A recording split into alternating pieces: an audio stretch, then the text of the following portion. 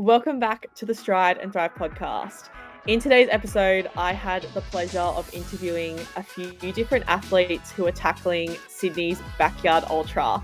Now, if you don't know what a Backyard Ultra is, it is honestly one of the craziest endurance events that you can put your body through because there's no set finish line. It's basically last man or last woman standing, and you just keep going until you can't anymore.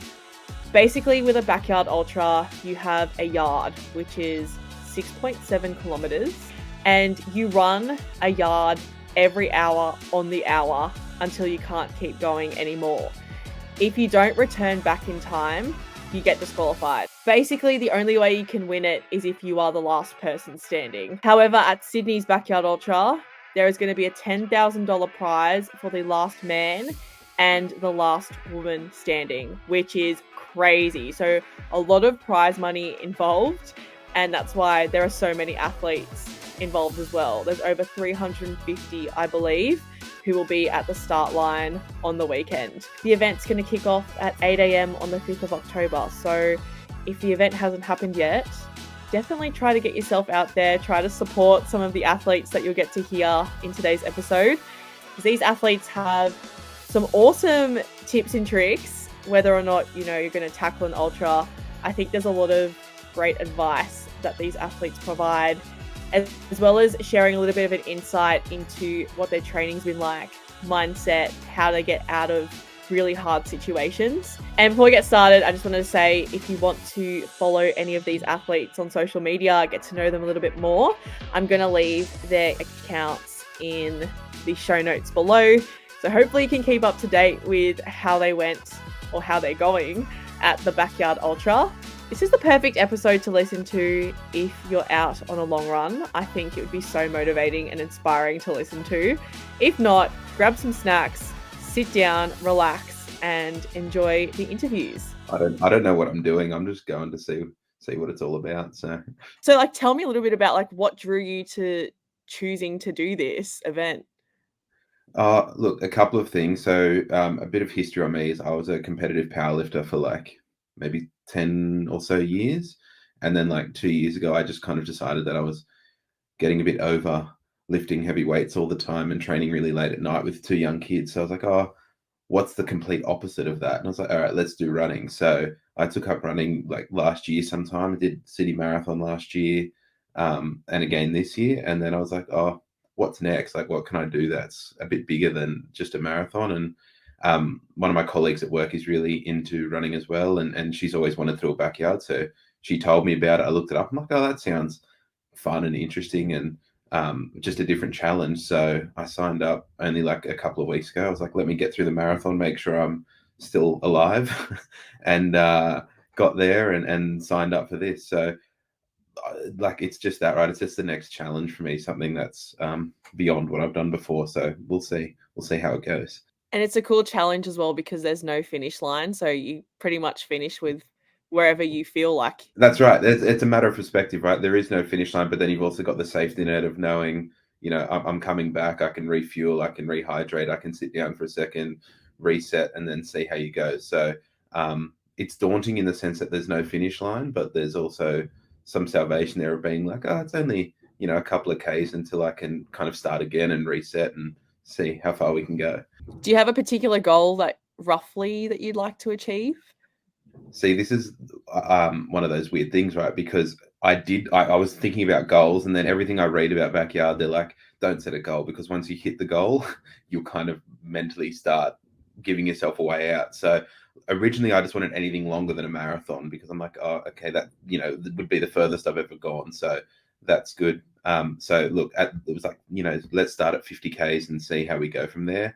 No other reason than it's a nice round number and it sounds cool. So look, that's kind of the bare minimum. Anything less than that, I'll be disappointed, but I don't really want to set too strong a goal because I want to just see how far I can go. That's awesome. 50K goal will be awesome. So that's about 8 laps? Something like that. See, 50K sounds big, and then it's 8 laps. That doesn't sound that good, does it? I'm like, I think I could probably do more than that, but you never know until you're there. One more yard. Just keep going. Until you just and see, that's probably anymore. A better way to think about it, isn't it? do what you can and then just do one more than that. Exceed those expectations. So how's your prep been in the lead up to this? What has your training been like during the week? See, this is the question I was dreading, because I don't really have preparation. Right? I did a marathon training block, which was set out, and then we had like 3 weeks between. I'm like, I don't really know what to do here. So I've just been running 6.7 Ks once or twice a day, 5 or 6 days a week, basically since the marathon. I'm like, that seems like a pretty good place to start. And hopefully Ks in the legs from marathon training is enough in terms of long runs and things like that, because I thought, with 3 weeks and recovering from a marathon, I don't really have time to chuck in any more long runs. So that's all it's been. Is that optimal? I don't know. I honestly have no idea, but I guess we'll find out this weekend. I think that's actually a really good strategy, considering you only just pretty much finished the marathon. I think you definitely have the Ks in the legs, so that's a really good strategy. Let's hope so. But yeah, it's been interesting. Like, I'm trying to run in different terrains and at different times, and with fueled and not fueled, and it's more like manipulating those variables, if you know what I mean, because the distance is the distance. But I live down near Wollongong, so I don't even know where St Ives is, to be honest. So I don't know what the course looks like. It'll be a bit of fun on the day, so we'll work it out. There was a a practice run. I think it was last weekend. So some people did some yards, and I haven't done the course myself, but someone said that it's a little bit of fire trail, so it's not too technical. I think you'll Okay. be so fine. So it'll be a good surprise for you, which will be good. Oh, look, I'll just end up walking if it gets too technical, and make up the distance, or the time somewhere else. So you're running as well? No, no, no, no. I'm going to be documenting it. I as well only found out about this probably a month ago. So if I did Oh, this, I think awesome. I'd trash myself. With that, I guess when you do get in the hurt locker, what is something that you kind of draw upon that helps push you through?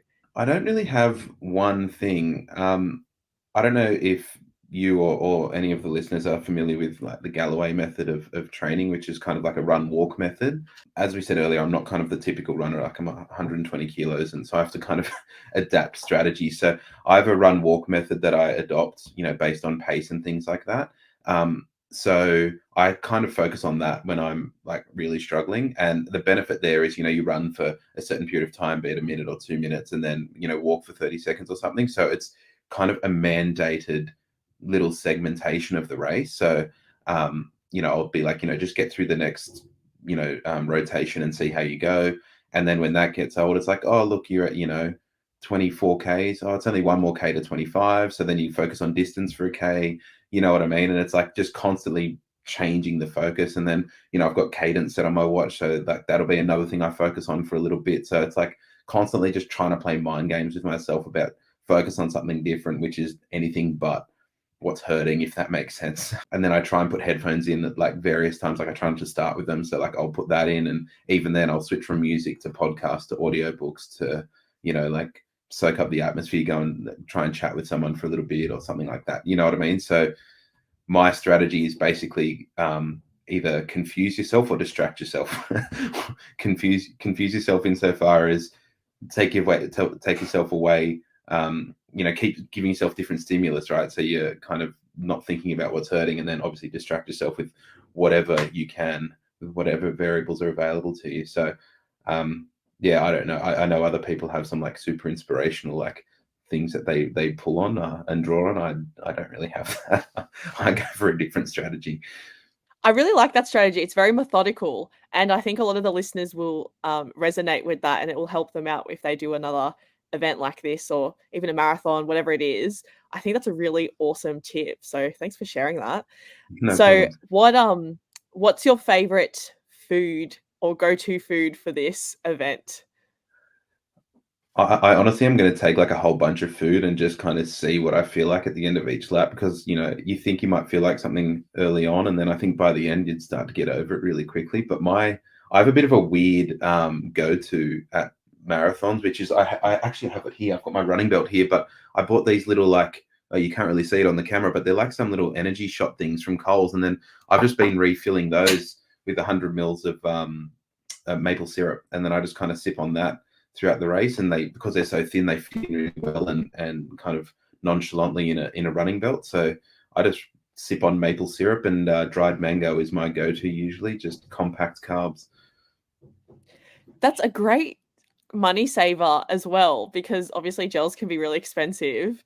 Yeah, So I just find them like they get so artificial when you have like, because I'm slow, right? So I'm having heaps, like you're meant to have however many carbs you want to consume. And for me, that was like 6 or 8 gels in a run. And I'm just like, this is, my stomach wasn't handling it. So yeah, but alternating between maple syrup and mango. And then I just take electrolyte tablets as well.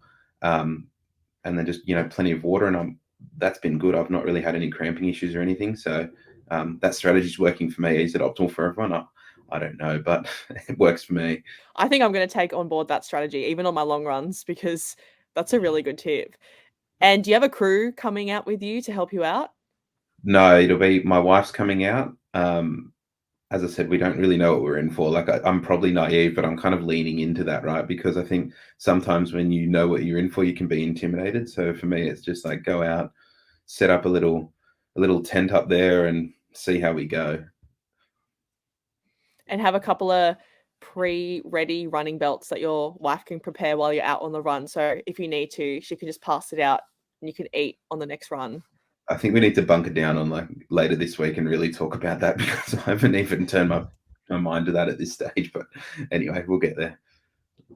Yeah, it'll be good. It will save you time as well, because I think there's over 350 competitors on Oh Saturday. wow. So I know that the gazebos might get spread out, so you want to kind of save your energy from having to walk all the way to your gazebo. So you'll talk strategy and tactics later on, I'm sure. Yeah, I know. See, I was thinking about that as well, and I'm like, oh, I think those like front runs should be reserved for the people that are going to be going for days on end. I'll just kind of hang out at the back and let the really good people take those prime positions. You might end up getting a good spot, so you never know.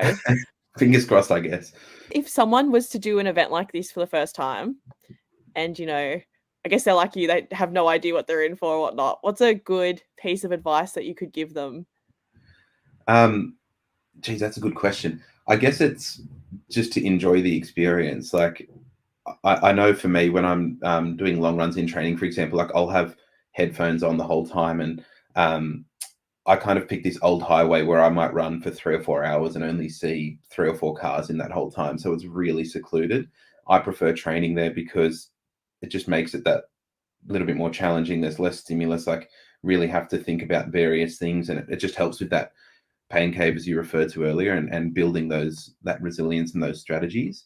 But then when it comes to a race day, I kind of flip it, right? Like no headphones for as long as I can handle or until I need that different stimulus, and just really soak it all in, meet different people. The running community is really interesting, right? Because when you go to say the Sydney Marathon, 99.999% of people aren't there to, place, you know what I mean? We're not elite, you know what I mean? So you'll start in a group of people who are all there just to have fun and chat. And, we all have our goals and things that we want to achieve. But I think for me, the prevailing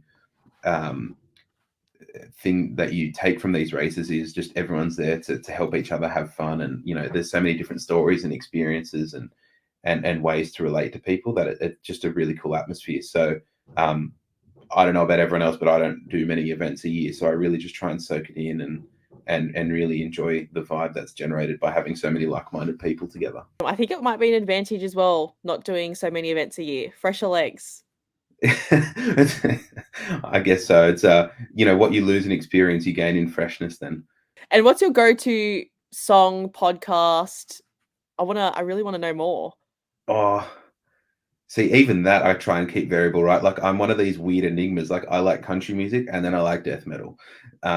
So it kind of just depends on what I'm feeling. And it's just really weird. Like I'll be running and like you'll have a conversation, or I'll get this like real random thought bubble, and that'll like remind me of a song or remind me of an artist. And so that's where I'll go for a little bit. And then like I'll go into a podcast. So it's the day before NRL grand final, right? So I'll probably be listening to some like NRL preview podcast, and then I don't know, I'll end up in some probably Ned Brockman's audio book that I'm halfway through. So I'll end up listening to that for a little bit. So again, I don't really have a solid answer for you. It's just going off feel. That's awesome. Do you have like an artist that you would draw towards if you, I don't know, if you just really need to pick one? Oh, pick one. Put it this way. I don't have a clear answer, but I'll say to you, during the Sydney Marathon, I listened to a lot of Iron Maiden randomly, and I haven't listened to them in like 10 years. So I don't know what I Okay. heard or what I saw, and I was like, all right, back to my childhood, Iron Maiden it is. Were you listening to them from the start, or just was it during the middle of the marathon? No, so I didn't put headphones in until probably about halfway, I think just shy of the halfway mark. So getting down to Kingsford there. How was the marathon, by the way? How was your experience with that? Yeah, awesome. So much better than last year. Like last year was my first race ever, and it took me, just to give listeners a sense of perspective, right? It was like 6.5 hours last year. I'm a very much a back of the pack type guy, but it was like 36 degrees last year. It was terrible. It was so hot. And I didn't like the Centennial Park aspect of the course last year. So this year, weather was nice, a little bit windy, but so much cooler. I thought the course was really, really good going down to Kingsford as opposed to laps of Centennial Park. The atmosphere is amazing. Like there's so many people out and about, and it's just a really, really cool race. So yeah, it was really, really good. I've never done a road marathon ever, but a lot of my friends did the Sydney Marathon last year and this year. Yeah. And I think you are making me think about doing a marathon at some point because it sounds awesome. You said you haven't done a road marathon, so you've done trail marathons then?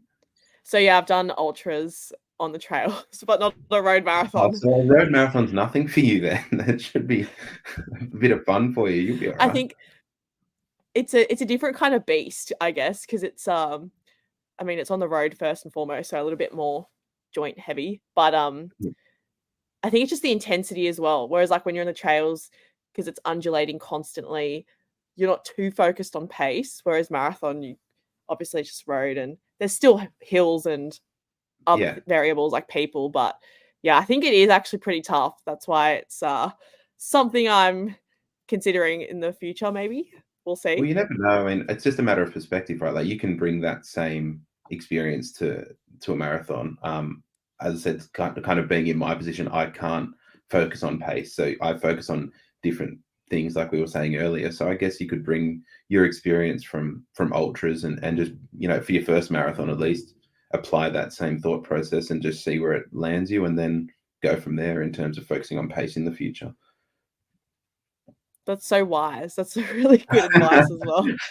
I think, yeah, you have to find different ways to think about things because if you're going to take, so like this year it took me just under 5 hours to finish, but if you're going to start thinking about pace for 5 hours, you send yourself crazy pretty quickly, especially when everyone's overtaking you. So you just got to find something else to keep the mind going. That's crazy progress from last year this year. I know that the weather is a little bit of a factor, but that is still super impressive. I'm, Congratulations. Thank you. I'm putting it down to the weather. Last year there was a lot of walking. A lot of people got heat stroke and it was Oh, crazy. it Was was it it was like a later war on in the zone. year last? No, I'm pretty sure it was the same weekend, but because I was so slow last year, like I was obviously kind of seeing all these people that had gone before me, and at like that 40K mark, just as you're going out to, I think it's Lady Macquarie Chair or Mr. Macquarie's Chair or whatever it's called, just at about 40Ks, as I said, it was just like people everywhere, just lying on the side of the road, like they couldn't even fit them under the medical tents. There were so many people, and I was like, oh, suddenly walking for a lot of this doesn't seem too bad. Yeah, you're still in it, which is a good thing. Yeah, that's right. Wow, I didn't realize how crazy it was there. Or if we could compare powerlifting, your experience there with running, how's that been like? Do you have any reflections? Um, Not directly. I think it's more so the structure that it provides in terms of I'm just one of those people that likes to have a goal. Like whether the goal is impressive or not is a different conversation. But having something to train for, setting a goal. So last year I took up running in like February and just randomly decided, oh, I'll do a marathon in October, and kind of working back. And at the time, I had no idea what that would look like.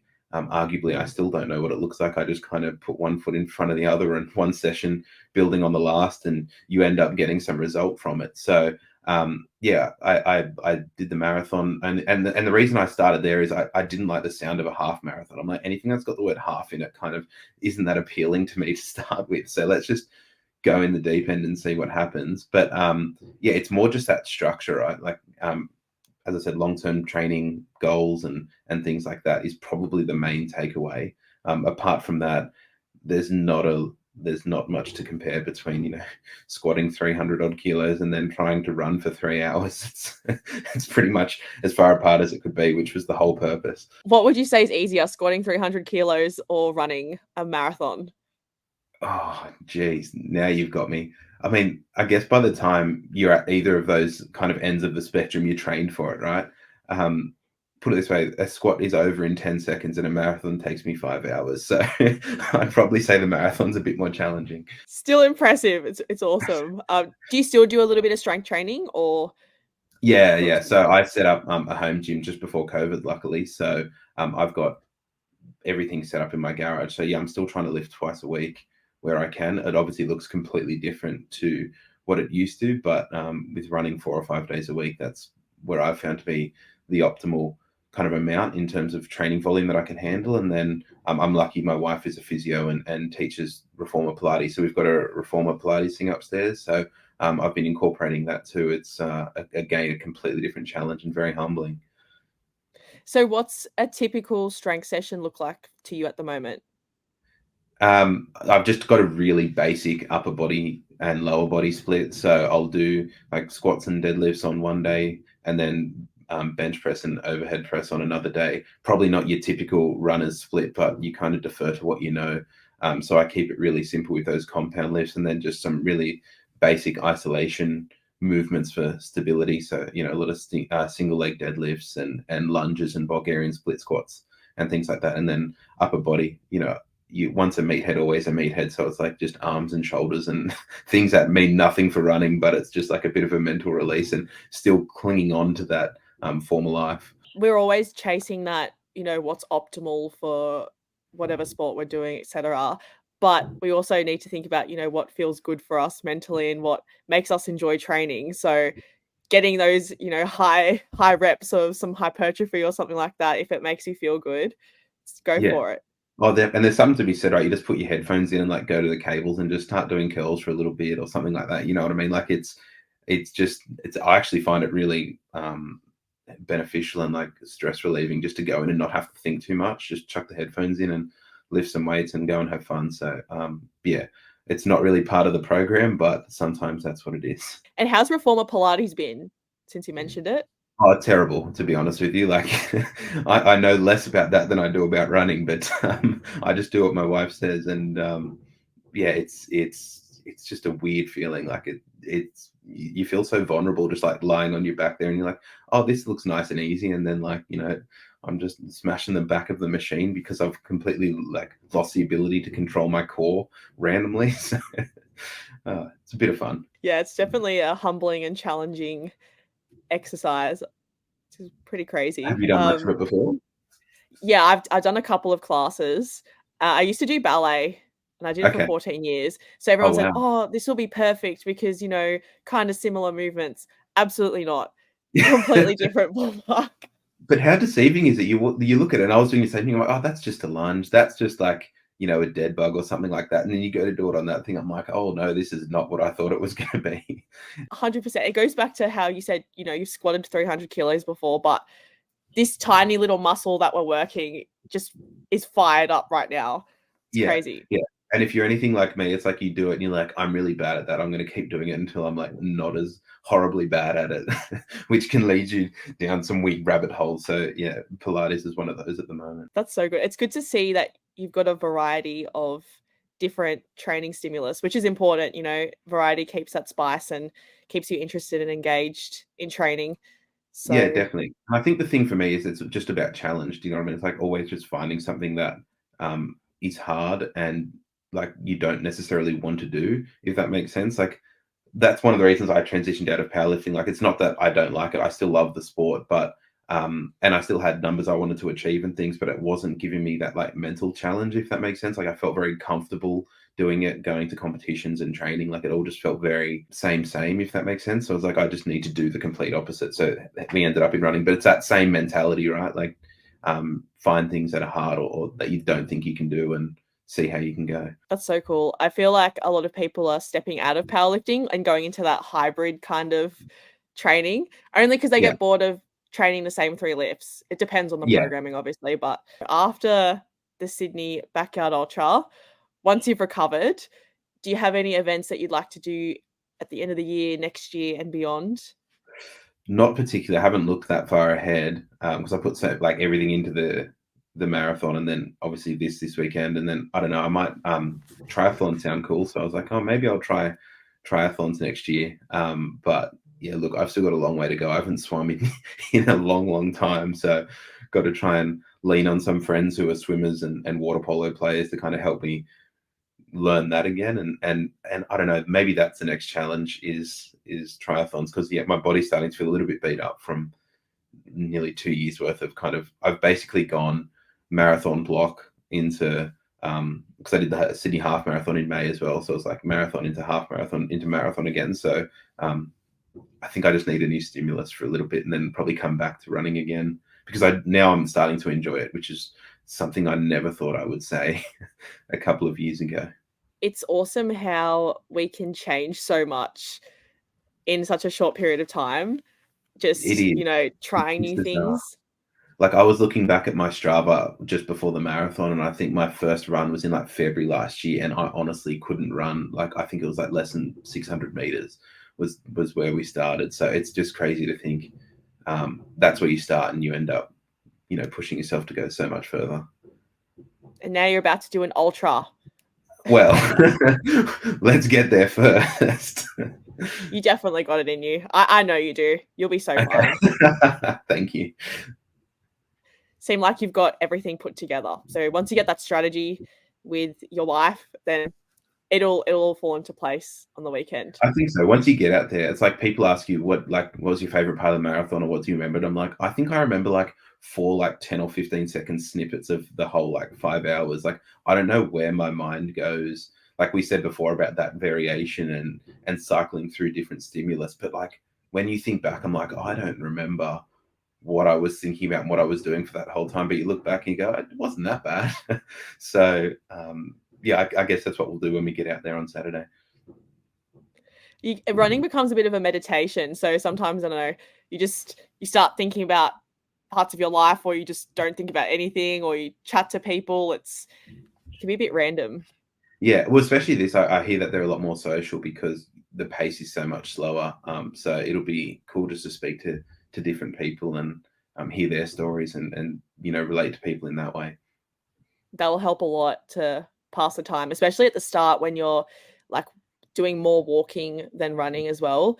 And then as you kind of pick up the pace a bit, then things change a bit. But yeah, that's awesome. No, it's just going to be a different challenge, and I'm looking forward to it. So it'll be cool.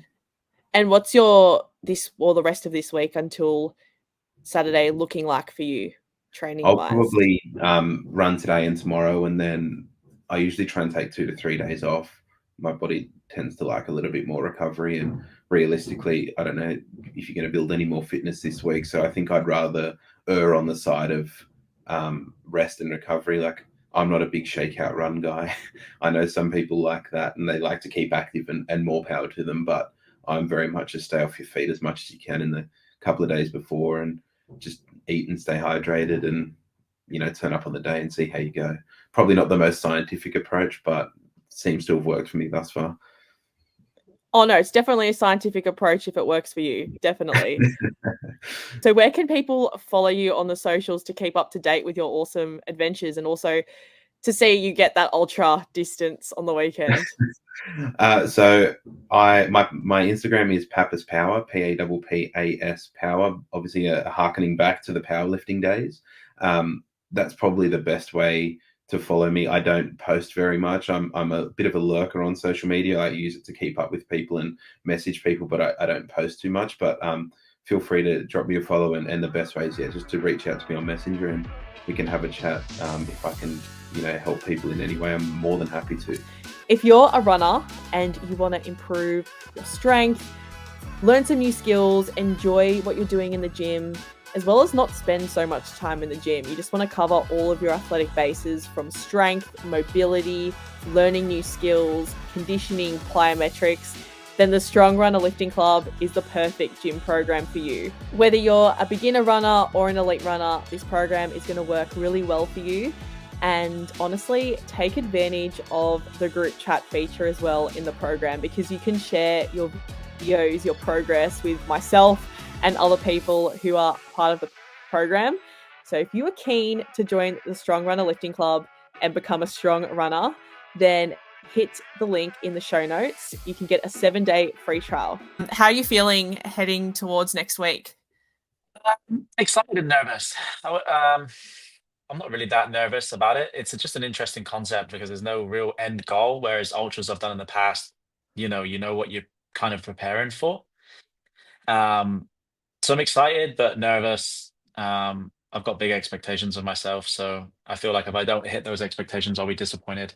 Anything past 24 hours, I'll be happy, but I'm hoping to push between like 30 hours to 48 hours would be the goal.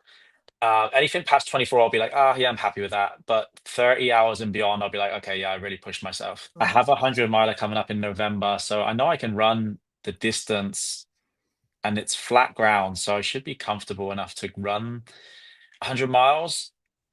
But you really don't know on the day. This is an interesting concept because it's not like just constant running, it's the stopping. The stopping, the sitting down, which everyone says it's the sitting down and then having to get back up to the start line that is the hardest part. So yeah, it's going to be an interesting concept. I don't know. We'll see. I think nutrition will play a massive part. So what's the longest event that you've done in the past? 100 kilometers. 100-kilometer ultras is the furthest I've gone, with the next one being 100 miles, or I think this was 105 miles, the Mount Kosciuszko one. Um, the difference being, I think, obviously most trails are done over mountainous um, environment. So it's usually, 4,000 or 5,000 meters of elevation, which I think makes it a lot harder than a flat trail. So I think this will be easier in terms of just running a set pace every single loop on a flat surface. Um, but yeah, I don't know. It'll be interesting. Have you actually run on the trail for next week yet? Or No, I didn't do I think they did some practice yards last week. I'm pretty comfortable around running any area. I know it's sort of like trail or like fire trail, so I'm pretty familiar with that kind of ground. I'm not too fussed on scoping the thing. There's going to be plenty of loops anyway, so I feel like I'll just get used to it on the day. what made you sign up to the Backyard Ultra? Just the fact that it's an interesting concept. So there's no end goal, which I find really interesting. I've seen a lot of these documentaries on YouTube about the Backyard Ultra, and it's just, like I said before, there's no end goal, and you don't really know what you're preparing for. So, you can have a set goal in mind. I have a friend that's doing it that knows he's going to get to 100 miles, and thank you. I push myself. I'm gone. I'm extremely stubborn, so I know that even if I set myself that goal, if I got to say 160 or 200 kilometers, I will just go, now we can keep going. We can keep going. And I'll probably just keep going until the body can't physically go anymore. So that's the interesting side of it for me. With other ultras, you know what you're preparing for. Okay, I'm going for a 100 miler. Okay, we need to get this volume in per week. We know what we're set for. We know what the nutrition we need to eat. But this is different. It's like, where do you stop? Do you stop, when your body can't take it anymore?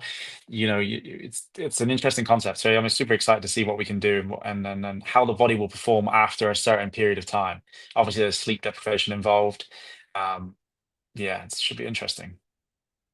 Yeah, it's an interesting psychology because people obviously, as you said, your friend, he already set himself a goal. So like when you set yourself a goal, you've set yourself that limit. But if you haven't set yourself the limit, then Yeah, you it's don't. like with the COSI one in 6 weeks after, he's doing the COSI one as well. So he's like, okay, I'm using this as a training run to get to 160 kilometers. Oh, sorry.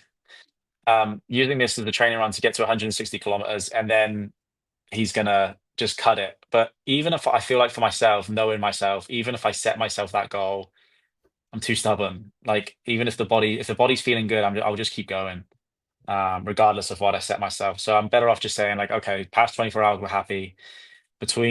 Past 30 hours, I'll be really happy. And then anything after that is just a bonus. 100%. And it'll be good training as well for COSI. You'll find COSI probably even easier because you've already done Yeah, like 200 Ks I think plus. so. Yeah. And I think once you've done any distance, like once you've done your first 100, the next 100 is easier because you know where you went wrong and you prepare better the next time. And the same for the 100 miles, and the same for the next one. It's only when it's a new distance to you that it's the hardest of that time. 100%. And what's your preparation been like for this event? Um, I haven't really changed it specifically for this event. So I signed up after COSI to this. So really, I've just kept my training the same, which has really been around 80 to 100 kilometers per week, every week. I don't do any speed sessions. Haven't done any speed like track work or anything like that for a long time. For me, it's just volume every week. So I'll normally run between 10 and 15 kilometers every day, and then the weekend, 30 to 50 kilometer long run. And I've just kind of tried to keep it consistent like that every single week. Keep the volume up. And yeah, I think maybe next week or the week after this, we'll try and hit 100 to 120 kilometers per week. But I haven't really changed it, and I haven't set a specific type of training for this event. I know there's a lot of people going into this doing practicing the actual yards and practicing the stop start. I haven't really tailored to this specifically, so maybe that will factor in. I don't know, but I guess we'll have to see how it plays out. And do you have a crew with you coming? Yeah, so I've told friends to like dip in and out, come when you want. I'm going to be running for a long time. My partner will be there for almost the whole thing, but she's going to go home around 9, 10 p.m. She's pregnant, so I can't really ask her to stay for the long haul. But I've got some friends that are going to come and stay till midnight and have some drinks and stuff while I'm running around, and then other people will just sort of dip in, dip out between the Saturday and the Sunday. So yeah, it'll be super exciting. I know there's a lot of runners though, so it's like I know this year's like 320 runners, so I'm trying to kind of try and get there on the Friday and set up a gazebo space because I feel like if you come there on the Saturday late, you could be 200 meters away from the start line, and I feel like if you add that up over time, it's a lot of extra Ks. So yeah, I feel like with the amount of runners, it's going to be interesting because I haven't seen that many runners in a backyard ultra before. Seeing the prize money and how much excitement's been brewing with I it, I think that's went, what's wow, drawing this people is in. Yeah. Yeah, there's a lot of big crazy. players coming down. Like I've looked at the socials and I've looked at the years before, and it's been like a gradual build. And I feel like as soon as they've added this 10 grand prize money in, it's like you're having some big players come down now because obviously people want that 10 grand. It's a lot of money. And It's like, 320 runners is a lot to cater for. yeah, it's like how much are you willing to hurt for that 10K? Yeah, well, it's yeah, like some of the obviously Dead Cow Gully is a big one in Australia where I think that last one went for like last year, not this year, but last year went for like 4.5 days. Um, so at that point, it gets a bit extreme. I don't think I'll be going for 4.5 days, but good for them. That's on the extreme side. Do you have a rough estimate of how long you think this event's going to go for? What would be your guess? But looking at the last one, what would the current Sydney backhaul record holder is I think 240 kilometers, which I believe is something like 40 yards. I think it was last time.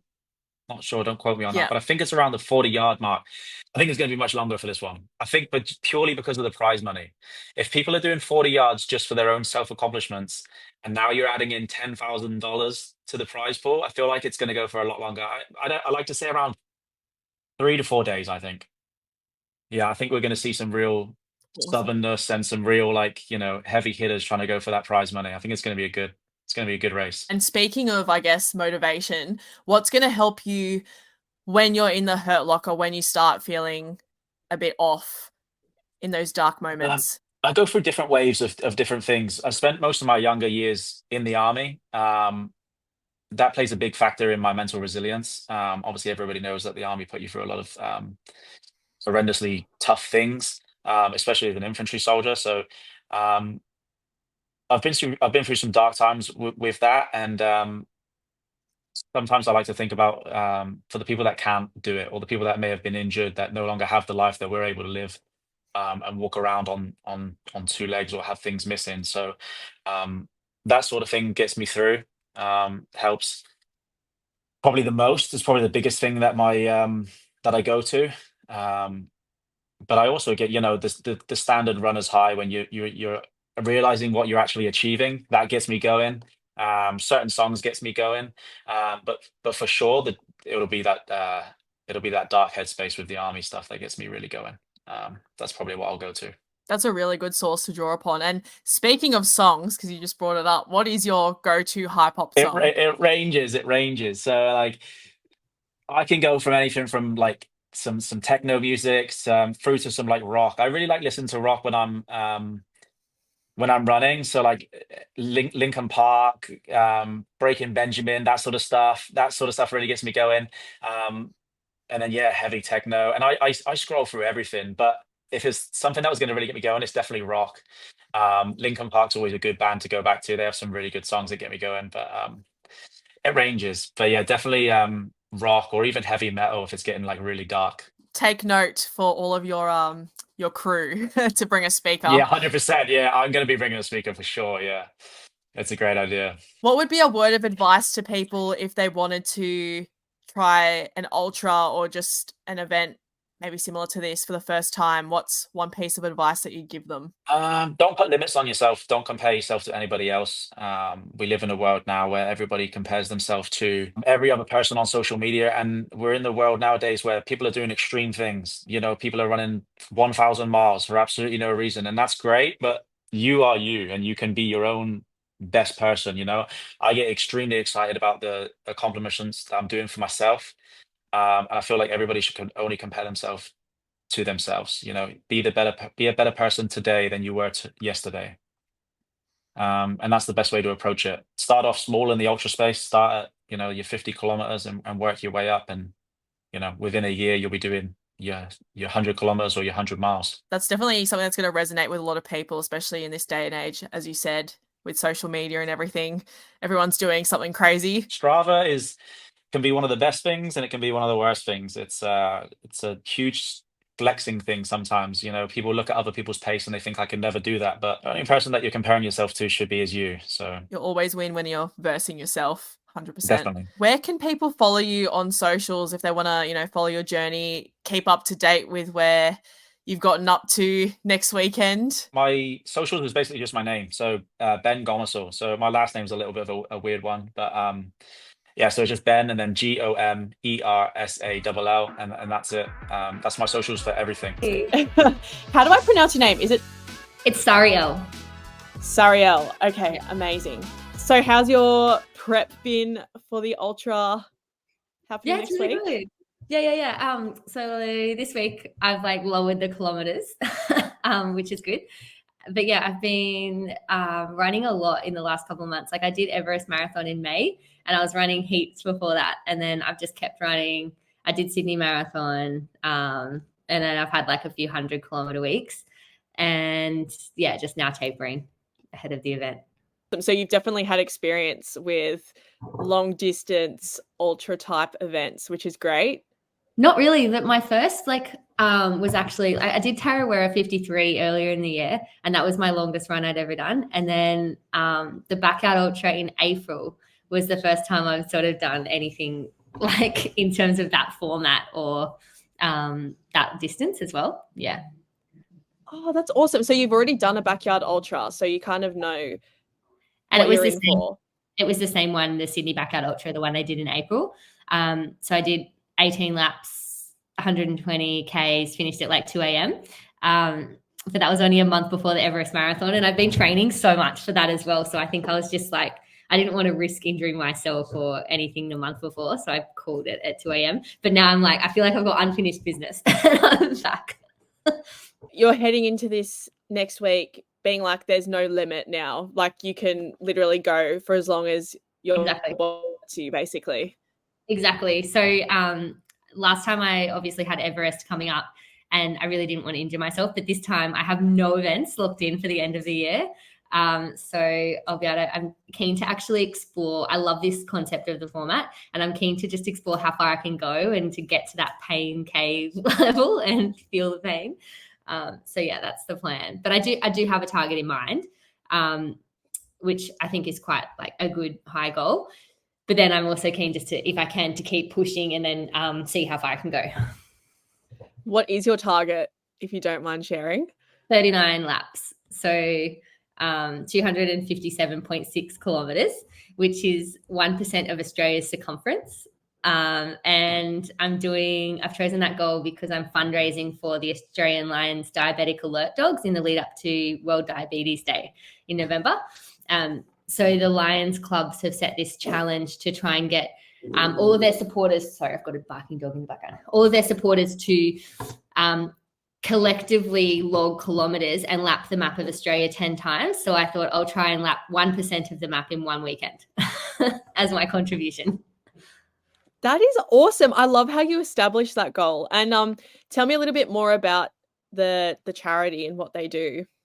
Yeah, so a lot of people have heard of the Australian Lions hearing dogs, which are like the guide dogs, but for hearing impaired people. So they alert deaf people when there's sound. So it might be a knock at the door or a washing machine or a smoke alarm in their house.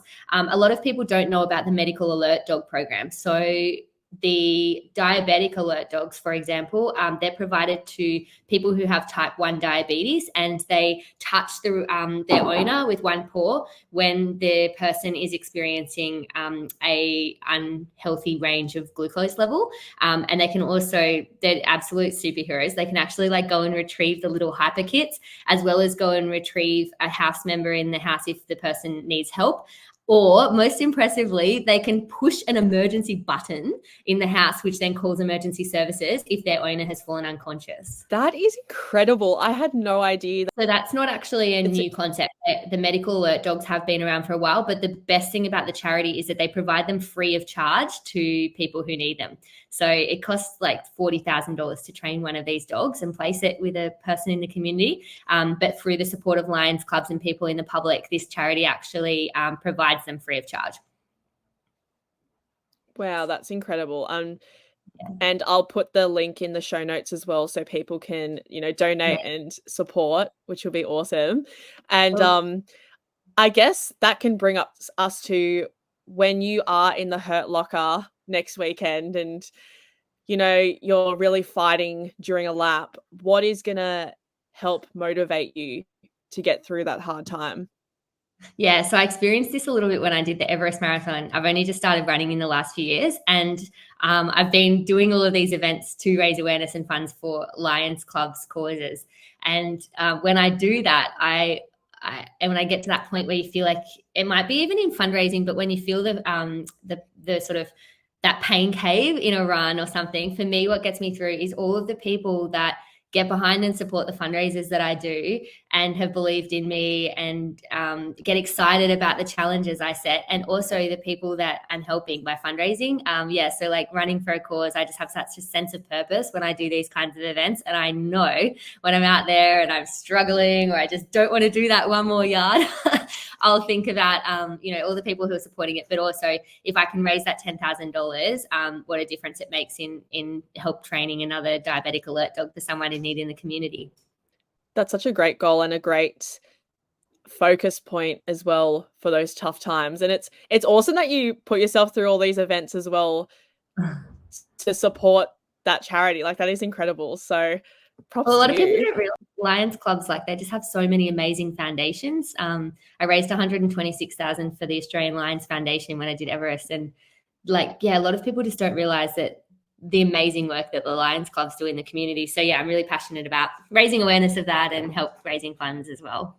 Bringing us to helping you overcome obstacles and hard times. Do you have a pump up song or something that's going to help you?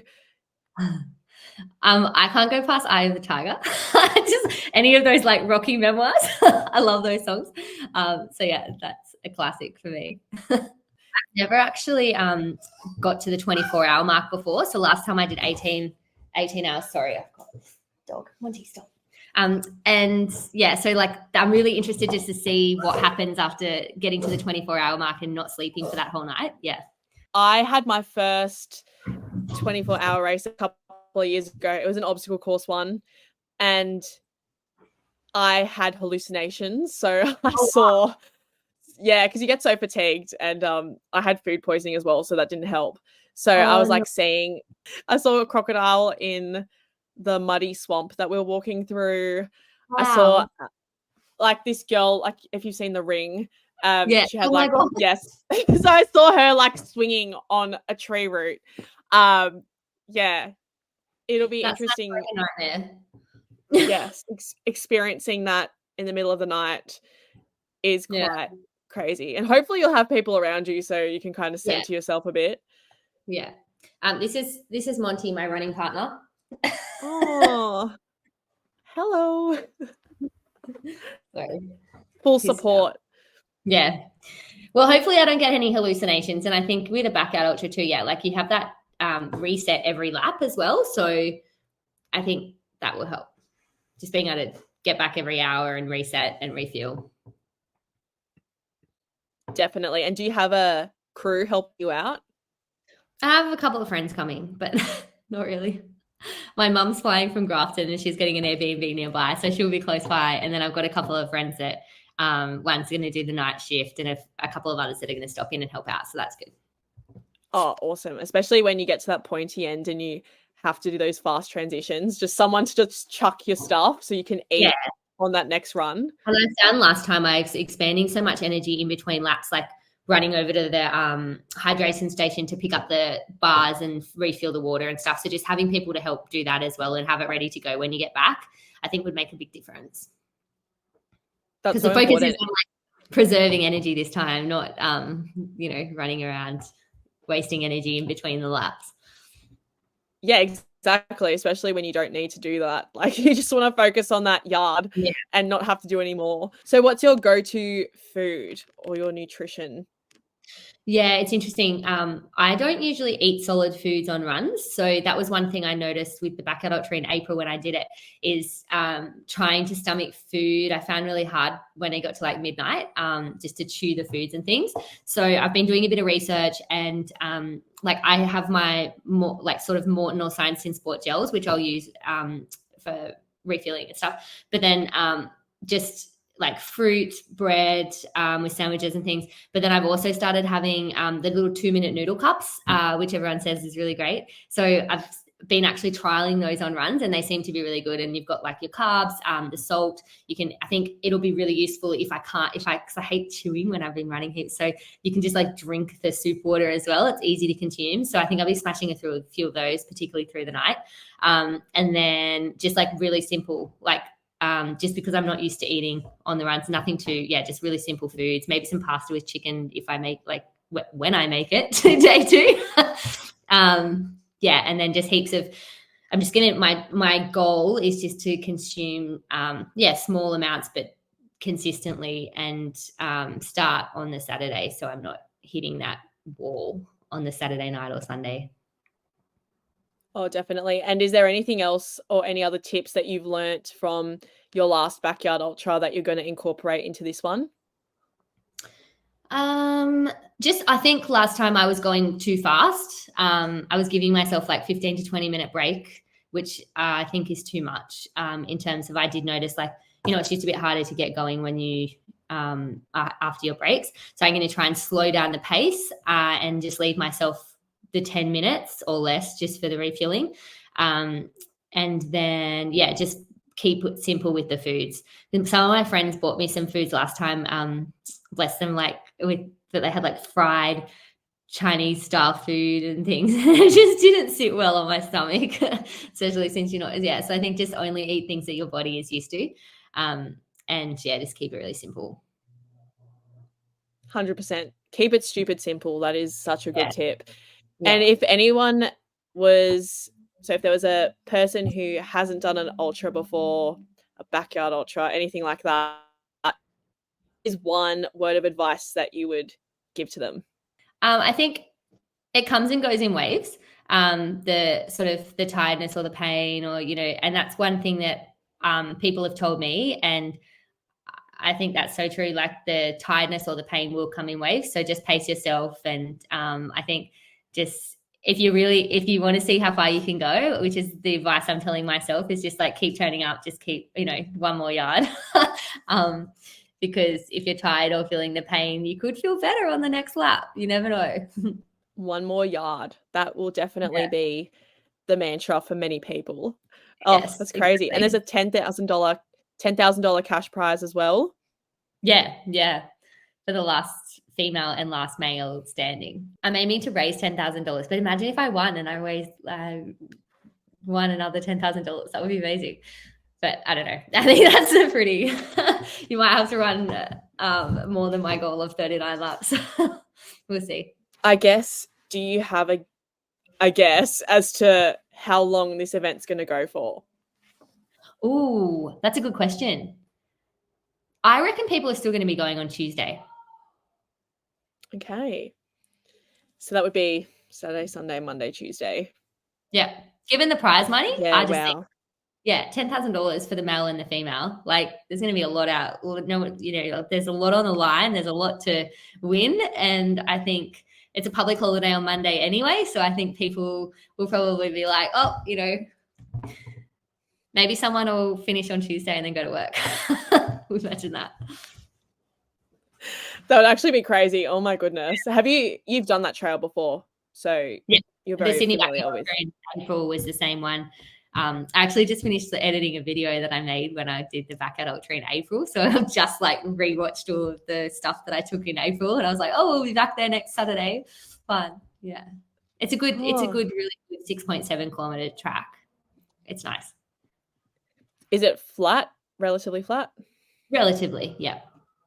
A couple of little inclines, but relatively flat. Yeah. And is the trail, are there any technical points, or is it more like fire trail?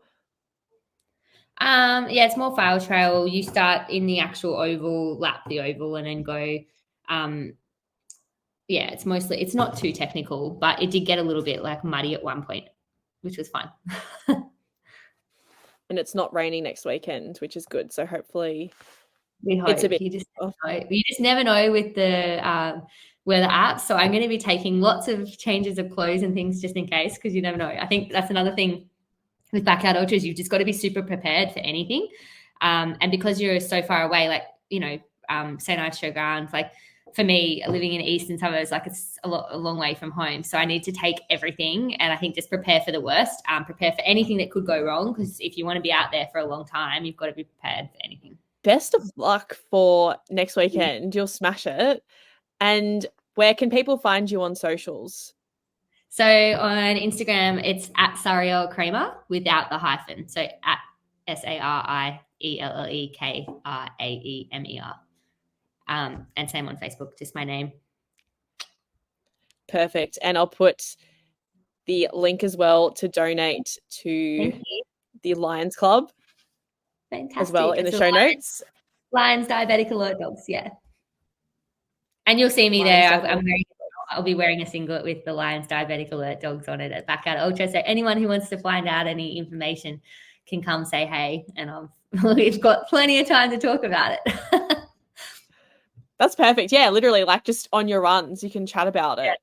Yeah, that's what I thought. I'll wear the singlet, and I'm taking a little bit of merch too, like the Lions Hearing Dog merch, and just have it in my gazebo if anyone wants to get information, or just because I'll need things to do on my 10-minute breaks, you know? I love that so much. Whereas other people would probably be taking a nap. You're like, yes, let's educate the public on some merch. Yes. Yeah. They've got some really cool coffee cups. That's in my car. I would show you. But yeah, so people might want to buy a coffee cup in the night when they're wanting teas and coffees. Who knows? You know what? That's a pretty decent business venture. I think you'll sell out on that 100%. This episode is proudly sponsored by True Grit, Australia's military-inspired obstacle course challenge. It is honestly such a fun event, whether you're an elite racer or someone who hasn't even done an obstacle course before, someone who doesn't even run. I promise you, True Grit is definitely the challenge for you. So grab some friends and try it out. If you live in Western Australia or Victoria, True Grit is coming to you very shortly. So October 12th and 13th in Western Australia, you will get your opportunity. And in Victoria, November 16th. If you haven't grabbed your tickets yet, use code Mcqueen10 for a cheeky 10% discount. Grab some mates and hopefully see you out there. Hey Cam, how are you? Good, yourself? Good. I heard that you guys hit the trail this morning. We did. No, it was good. Doug put us through our paces as he does so well, and we did it once. And then I was speaking to my old lady on the way home, and I said, well, Doug and I could potentially do it about 20 plus times. So we'll ask us that question at the end of that time. So what are your goals for next weekend? What are our goals, Cam? Oh, look, I reckon if we hit like 2:30, I'd be pretty happy. I've taken Monday off work. we're working on that public holiday. I wasn't told that we were, and I basically said to them that I'm not going to stop at 200 k's just so I have to go to work and open up on Monday morning. So we have to make it well worth it. I love that. That's awesome. I was going to say it's a public holiday, so I'd rather run the ultra than work. Oh, we're in it together. So I won't stop until he stops, and he won't stop until I stop. And so we will run together the whole way. And yeah, see how far we can push each other. I haven't heard of any of the athletes I've spoken to so far, like doing it together. I guess that's a big advantage mentally because you've got someone with the same goal. Go on, mate. Also, you need the banter. You need the banter. It's all about the banter. My next question, I guess, which leads to it, was when you're in the pain cave, what helps you? What motivates you? And obviously, banter is going to be one of them. But what else is going to help you out? You go, Doug. All right. For me, it's just I'm competitive, right? And so. And I know he is as well, and so not that we'll be competing with each other, but we'll be pushing each other, no doubt. But I think just that drive to keep going will push us through the pain. I'm already looking forward to it. Like I did it in April this year and got through 100, and so I know that we're both capable of way more than that, and so we'll just keep pushing on until we can't go anymore. I reckon. They're knowing of potentially, I don't know, some good food at the end of, every couple of loops. I know that Doug's partner Kat, my brother, cousin, and others will be there. So if they deliver on the food, I think we can deliver on the K's. What food are you looking forward to in particular? So last year at midday, it was about midday, and somebody had been over. There's a little takeaway place just on the course, and somebody had come back with a bacon and egg roll. And so I said to my partner, next lap, that's what I want to come back to. And so she delivered on that one. And then it was 6 o'clock, about 6 or 7 o'clock, we had pizza delivered, which was unreal. And so I just come back and smash down a slice of pizza every lap. And I think just as much carbs as possible every in between every lap when we get hungry. And I know when it gets to that nighttime stage, it'll just be whatever carbs we can get into it. Yep. Yeah, pizza's pretty good. Can't argue with that. I also think possibly like Doug was giving us a bit of a rundown on the day, and like it's like any event really. It's just like the hype around it, and I don't know. It's a pretty positive froth, and people kind of carry on, and it's good. So if the environment around you is good, the food's good, and the beers on ice at the end are good, I think it's a great day. Got great potentially few days actually. If all things go to plan, it could be a few days. There's a $10,000 prize money. Does that motivate you as well? We were chatting about this earlier actually, and I think it's good because last year I think the winner did 180 Ks, and then in April this year it was 280. The same guy did another ultra a couple of months ago and ran near 400. The guy that won in April, and so it just for this level just keeps getting up there and up there. I don't know. It's a long shot for me, but as I said, we'll keep pushing. 10 grand would be lovely. 10 grand would be lovely. I just don't think my support crew, I can't talk on Doug's behalf, but I don't think my support crew love me that much and have it in them to just sit and look at me run around a track for 3 days. They'll just be like, see ya. So we'll probably be on our own for the last long time. So no, 10 grand's great, but 500 Ks, a lot. What's your preparation been like in the lead up to this? Yeah, mine's been good. So just over 2 weeks ago, did an ultra for charity. So I spent 8 hours on a treadmill at a gym and covered off 71 Ks in that time. So that was mentally, I think that was good prep for me. I've done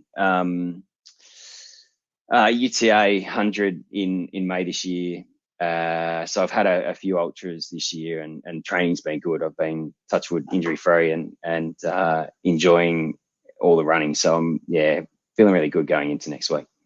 Yeah, I similar to Doug, I didn't do the 100, I did the 50, which is good, and did the Sydney Marathon. Which he smashed, by the way. Yeah, that was a good run. That was fun. So I did a good time on that. But I think, but it's also, Doug and I were discussing it. Like, I guess I go into things differently, but you can't overthink it. You don't want to, like, I don't know, with these things, you got to just take it as it comes, and you don't want to, overthink it, overplan it, overtrain. You just want to just kind of just give it a crack, really. Like, I think Doug and I are different in the sense of, like, we're punters. We're good punters, but we're punters, and we just chip away and get it done. That's such a good mindset to have. Speaking of this, Sydney Marathon, what was your time? 3 hours, 7 minutes.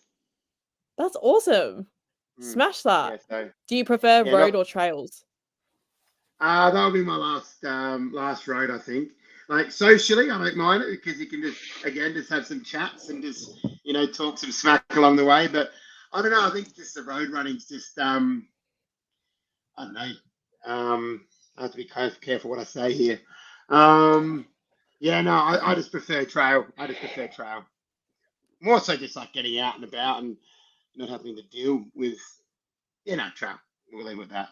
And it's also just the, I don't know. I think it's just, we do it kind of, for health and fitness and stuff. But you also want to enjoy it and also just like be outside and being amongst, buildings and chaos isn't that ideal, is it? Yeah, it's so different. I think it feels like on a road run, everyone's in their own little space and there's not much communication. I know Cam's probably a little bit different. He'll have a chat to anyone along the way. But for me, road running is everyone's out for themselves, and it's just you're trying to hit your best time. And trails like that as well. But trails just a different vibe. There's you chat to people along the way. There's sections where if you're an average runner like me, you are walking sections, and so you're talking to people. Cam and I actually met just about 12 months ago now, right? Running Bondi to Manly, the Bondi to Manly Ultra. And so you get to actually have a conversation with people and strike up friendships. I know, as I said, I met Cam 12 months ago. I've got another great mate of mine, Vanessa, who I met on UTA 50 in 2023. And then we went and ran the 100 again together this year. And so I think you just wouldn't get that with road running. For me, they're completely different and completely different feel about trail running. What shoes are you going to wear for the Ultra? We were having this conversation earlier, weren't we? Because it was actually good. Last year, I hadn't run a lap of the course at all. So this year, as I said, we went out this morning, just did a quick lap, and it's been quite wet in Sydney. So it was a little bit different to April. I wore road shoes in April, and I sort of regretted it. I felt like they jarred me up a little bit as well. So I'll definitely have my trail shoes on. I've got New Balance Super Comp trail shoes, which really I wore during UTA this year and come out of that feeling like my feet were amazing. I didn't have a blister, no irritation at all. So I'll definitely be rocking those again for next weekend. I don't even know what really my New Balance are. I bought them on an impulse a couple of years ago, I think during COVID, and I forgot I had them, to be honest. Going back to what I was saying earlier about people just buying up stuff that they don't really need. That was me. Anyway, but then I've just gone and got some speed goats. I bought them. I was lucky enough, I called around and went down to one of our reputable shoe selling places here in Sydney. Can we plug? Yeah. Yeah. So that was Pace in Roselle. They're a good bunch there, and they managed to get me some size 11 speed goats. Do I need them? No. Did you want them? Yes. That's what I'll be wearing. Yes. Especially, as I said, and Doug was saying, like if we do plan to, like if we execute what we're trying to, achieve, I don't particularly want to be running around in the same shoe for, you know, potentially 30 plus hours. That to me doesn't sound enjoyable. So a bit of a swap, bit of a fresh up, might get us those extra couple of Ks. Till Monday at least, past Monday. Past Monday. Yeah. Crazy. And is there anything that you're going to do differently in this event than what you've done in other events, preparation wise, or just lessons that you've learnt in other events? Well, I haven't done this. Is like Doug's done one before, but other events, I don't know. Probably try and sleep a little bit more prior to the race, because that's going to be one thing that's we're not going to have much of during the race. So I'm going to say try and get a few more nods in before the race. What do you think, Doug? Oh, I told you mine this morning. Yes, so my biggest lesson from April was I'll be taking anti-chafe cream with me. Oh, yes. It was brutal. About 80 Ks in, I started to feel it, and yeah, it was horrific. I think I slept with a pillow between my legs for 4 days after April's race. Yeah, it was so bad. So, number one tip from me, anti-chafe cream. Yeah, that's pretty hectic. One of my mates ran the Gold Coast Marathon 2 years ago in Budgie Smugglers, and the chafe was wild. Like, the news stations were filming him because it was crazy. It was intense. Did you say the guy in Sydney, Cam, who did Sydney in the Mankini? Yeah, I saw a few things that I wish I hadn't seen, because like you kind of just trying to focus on, well, enjoy the day, but then when something like that kind of and if they're a bit faster than you and you can't kind of pass them, yeah, some things were just like far out. This is dire. I'm gonna have to either like put the foot down or just Stop for a drink. No.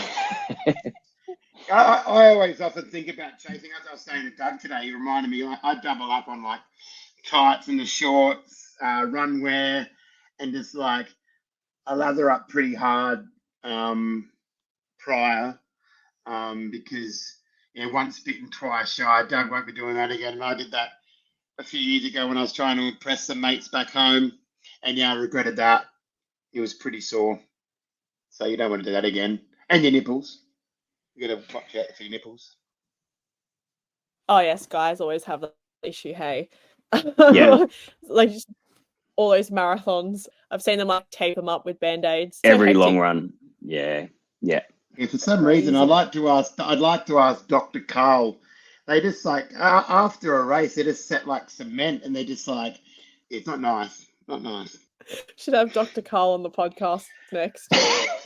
Yeah. What's one of your craziest or funniest stories from training or an event? If you have a highlight, there might be many. Me, yeah, right. I'll tell you a funny story about last year's event, and this in April's backyard. You have little parts on the course where you'll identify areas where you walk, and I didn't figure this out until a little bit later in the run, and it was only wasn't that far into the race, maybe 50 Ks, and I saw this guy who started to walk in this section, and I'm like, oh sweet, I've definitely got this guy's measure, right? And anyway, he ended up being the winner, who ran 280 Ks in April, and it just goes to show that you think everyone has a different strategy. Some people are going out and doing 30, 35-minute laps, and others would do sort of 45. And this guy was just bang on 50 minutes every lap, and he knew where he would walk and where he would run, and he was so consistent. And so that was pretty funny. I thought I had him beat, and he just went out and covered another 180 Ks more than I did. Oh, it's not so much. It involves running, but it was prior to the race in Gold Coast, as everyone knows. That like prior to the race, there is just an absolute beeline to the Thunderbox, and there would have been, I reckon, just been like the population of the Gold Coast lining up for these toilets. It was just terrific, and you're looking at the time going far out. This is dire. Anyway, cut a long story short, one of the cubicle doors was locked, and someone had noticed that no one had been in there, and there would have been about 10,000 people just like crowding around these certain toilets. And my mates just said to me, give me gave me the nod and said, "Go figure it out," because I got toilets at work. I deal with portaloos and all that kind of stuff. Anyway, ended up taking the door off the hinges. Bang! It hadn't even been touched. Everyone was like, "Yes, toilet boy," and had a clean toilet to use, which is great. And then 17 k's into the run, I run past this guy, and he just starts screaming out, "Toilet boy, you're the savior!" Like, toilet boy, toilet boy. And anyway, he was just frothing on and telling everyone around us what I did. And then following next year in Sydney, did the same thing, 17 k's in the Sydney Marathon when it was hot. He recognised me, carried on again, and even last week or 2 weeks ago in Sydney, again, he recognised me, but on 15 k's, and told everyone, proceeded to tell the story of me being the toilet boy. So that's what I'm known as around some unlucky running communities, the toilet boy. You saved so many people's races that day. So yeah, everyone needs that nervous toilet before the race. Some more than once. Some more than once. Those portaloos get absolutely disgusting. So shout out to the people who clean them up after. If you had a speaker at the Ultra and you needed a little bit of a pump up song, what would be your go-to? I would probably say For Whom the Bell's Tolled. That would be by Metallica. So yeah, Metallica would get me probably up and about, I reckon. We'll have a speaker too, so we'll have some tunes going while we're running. Yeah, we'll songs So when by it gets request. 240 k's in, I'll have to have that one ready. Yeah, yeah. I won't be able to ask our support team because they would have just given us a punt and gone home. They've gone home. Yeah. We're on our own, Doug. We're on our own.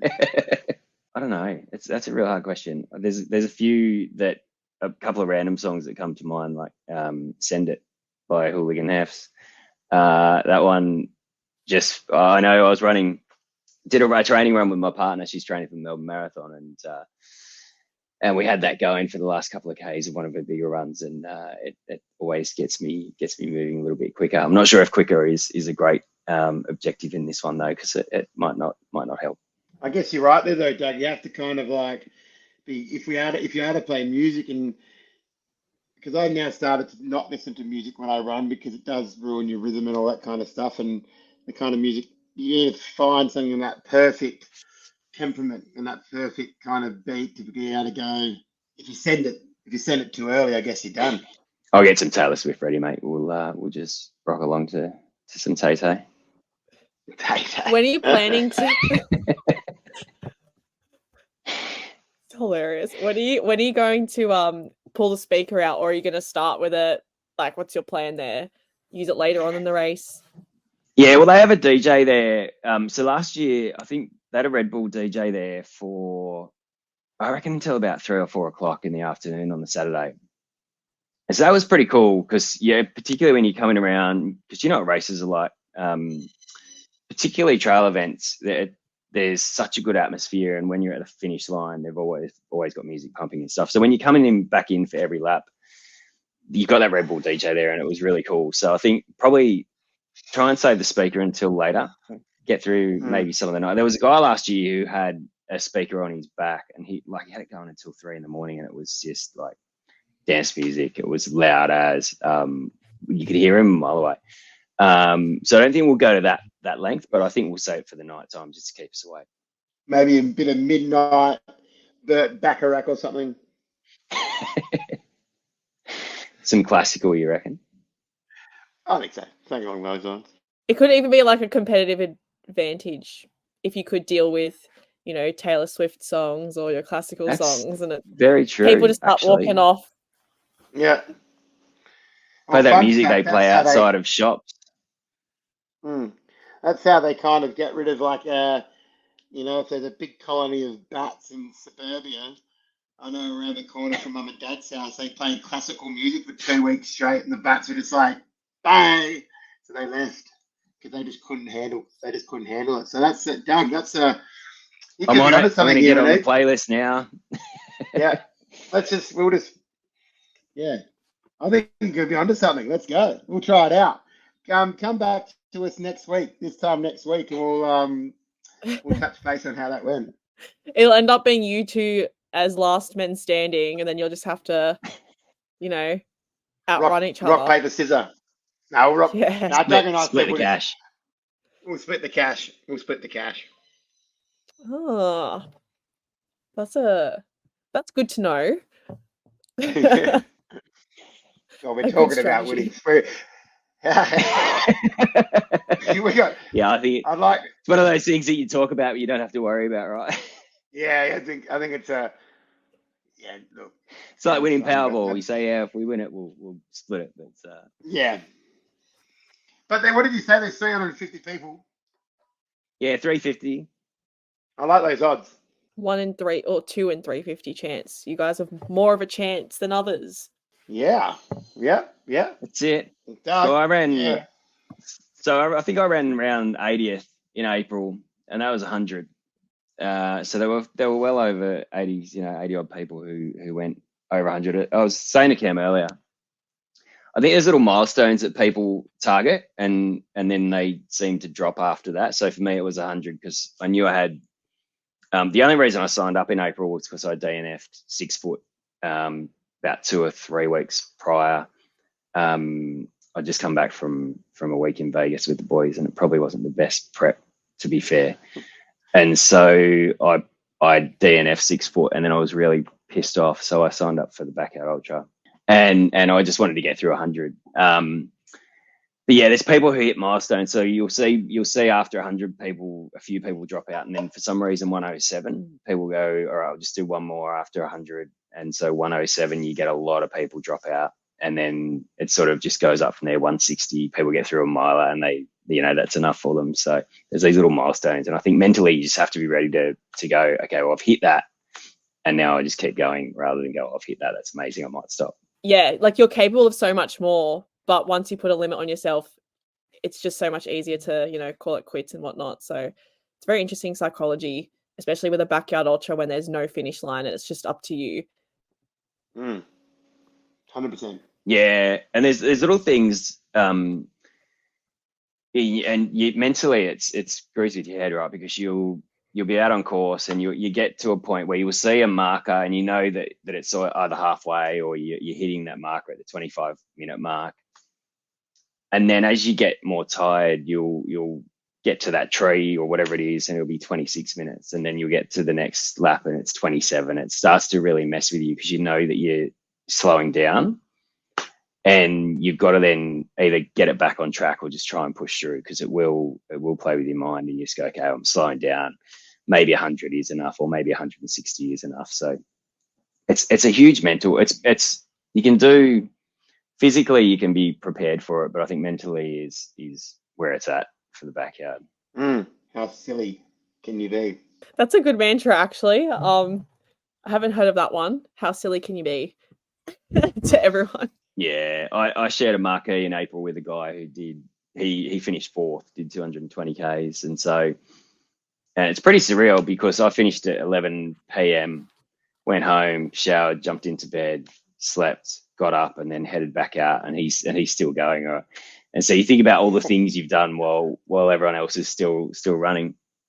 And you're right, everyone's gone. Half the gazebos are packed up. Most of them are gone. Most of the gazebos are packed up. It's only sort of a few, hardcore people who hang around, or you've got your support crew. And there must have been about 10, 15 people there total just when the last 4 guys were going around. And then we stayed until I think 1:30, 2 o'clock, and we're like, all right, Jeff, we're going to head off now as well.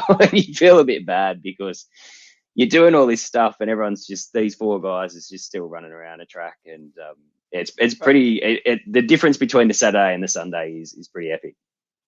But I guess I still remember last year's Sydney Marathon when it was hot as buggery.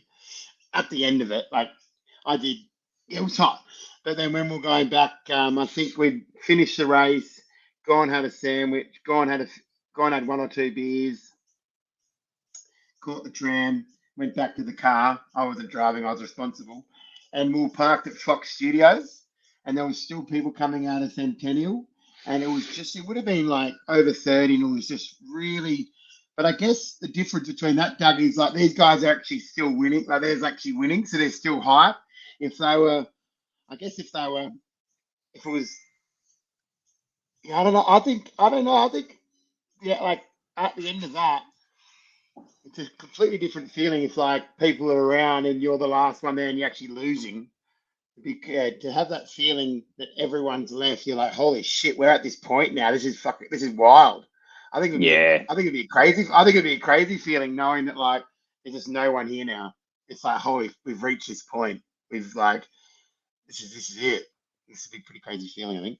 Everyone's out running their own race, like whether it's a marathon or the backyard. And I guess marathon is about beating your own time. And let's face it, 99% of us aren't out to win it. There's only like a handful of people who are actually capable of winning a marathon.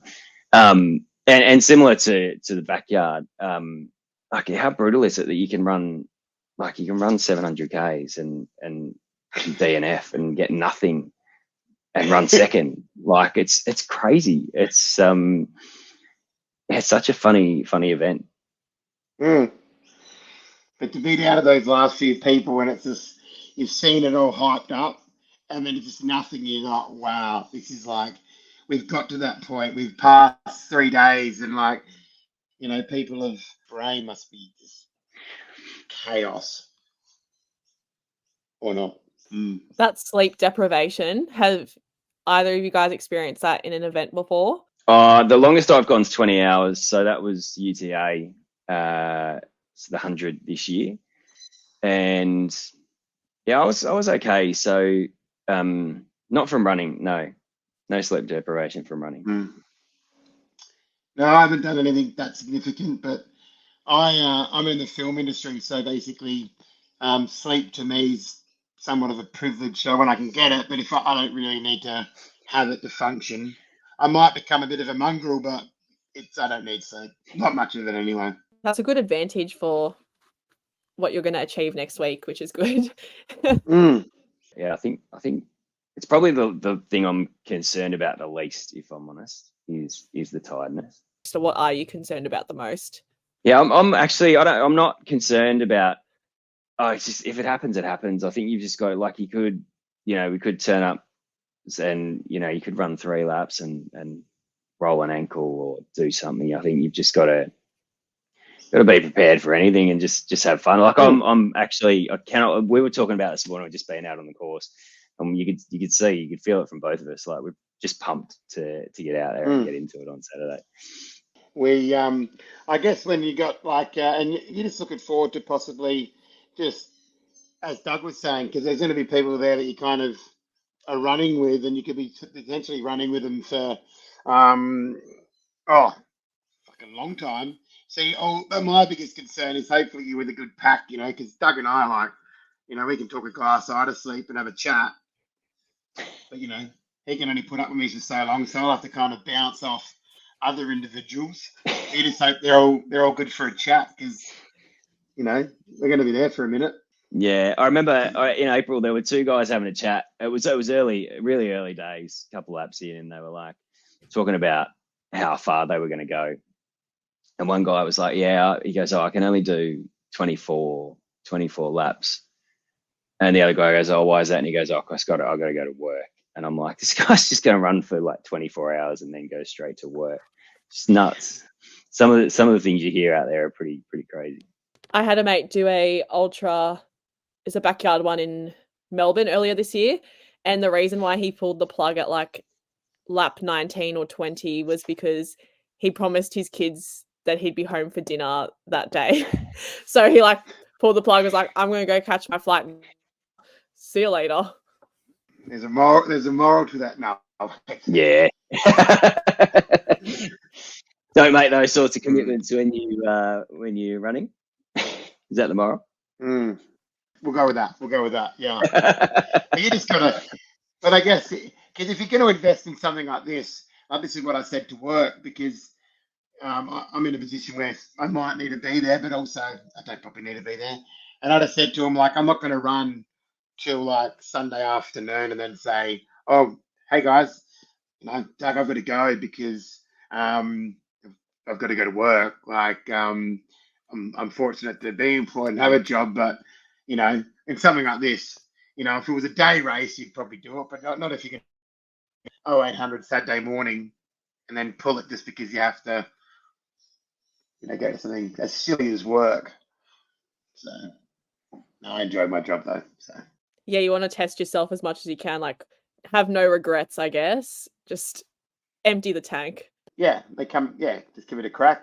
And especially if Doug's still running, as Doug mentioned earlier, like if he's still running, I'm still running. So like, it's just basically that's how it's gonna hopefully work out. Like clearly, if I blow a hammy or you know, and I do a whoopsie early in the piece, like he'll still carry on. But yeah, we'll just continue going until one of us we just can't do it. It brings us to our last question. If someone was going to do this for the first time or an ultra, a significant event like this, what would be a piece of advice you'd give them? I would say I had this conversation I'd say you just got to.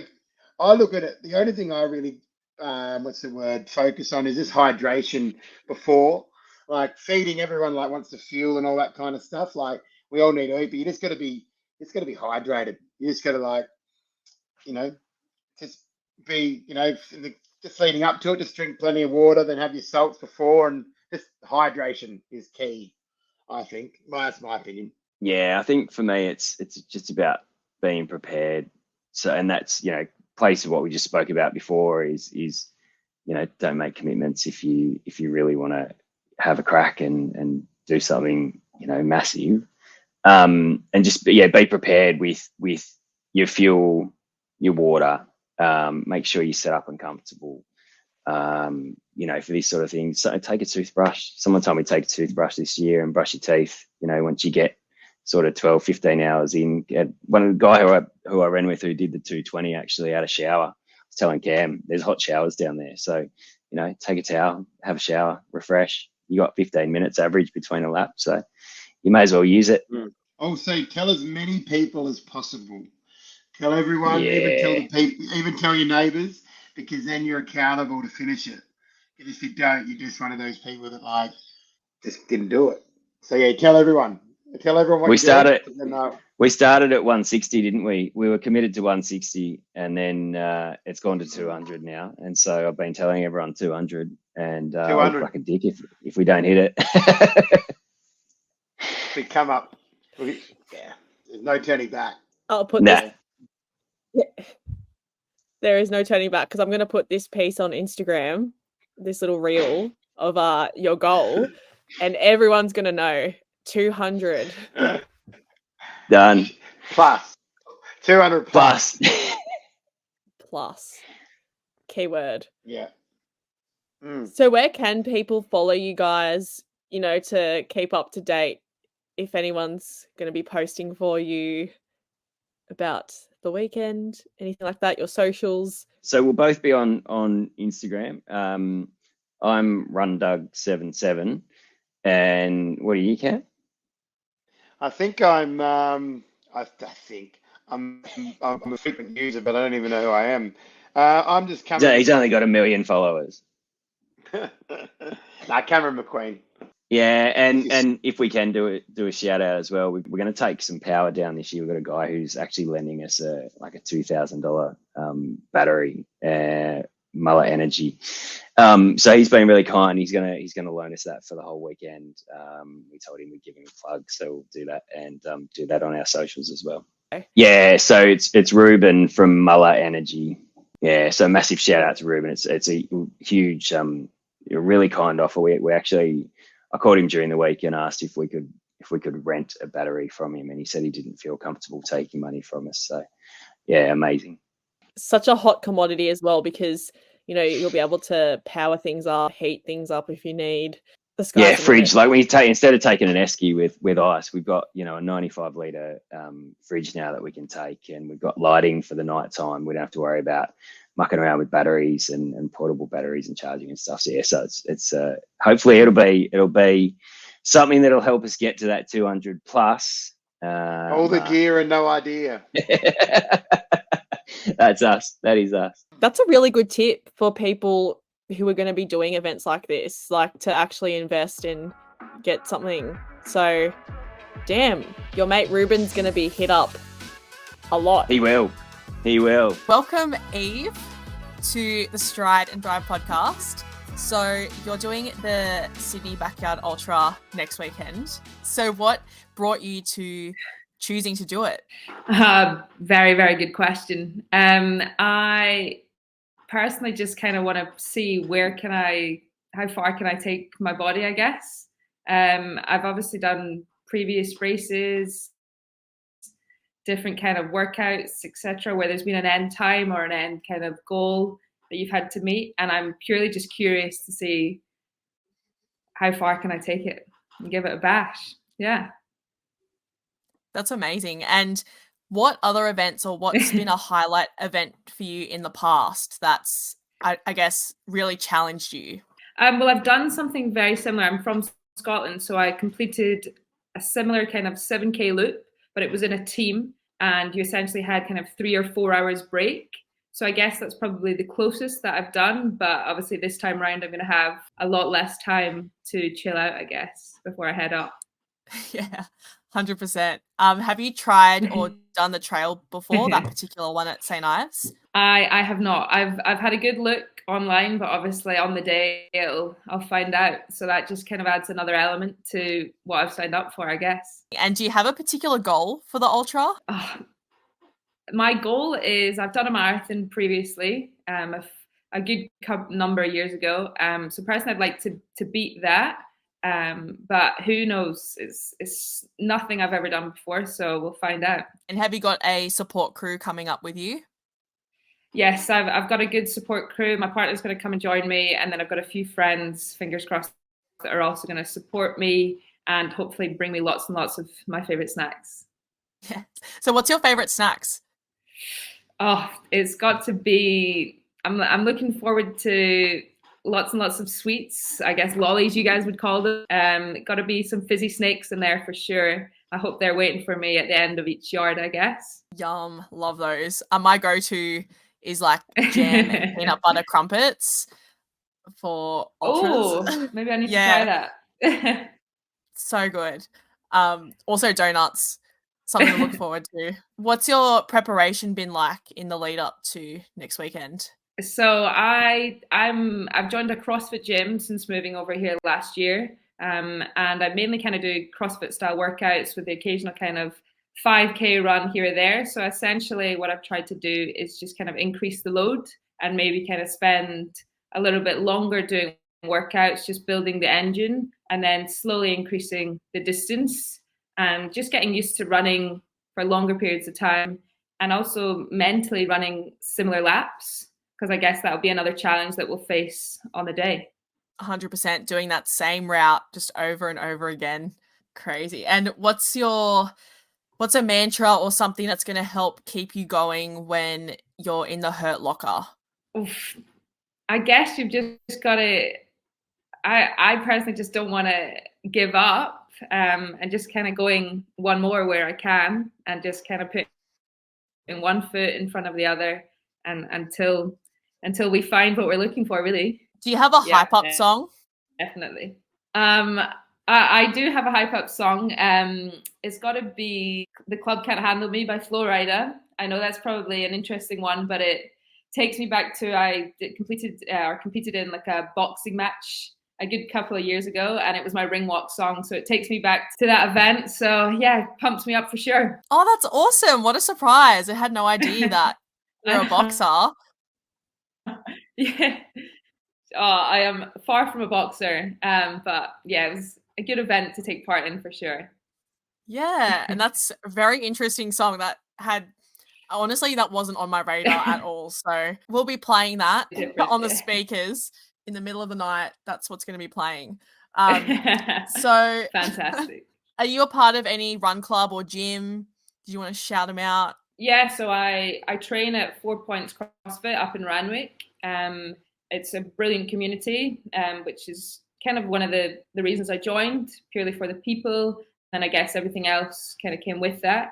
And then I tend to dip in and dip out of the 440 run club when I set the alarm nice and early. So good to be surrounded by a great community, and it's awesome to get to chat with a fellow strong runner. So someone who runs and, you know, lifts weights, wants to be strong. I love that so much. Yeah, finding people with kind of similar kind of habits and similar kind of strengths, which is awesome. Yeah, 100%. And where can we follow you on socials, especially to keep up to date with how you go?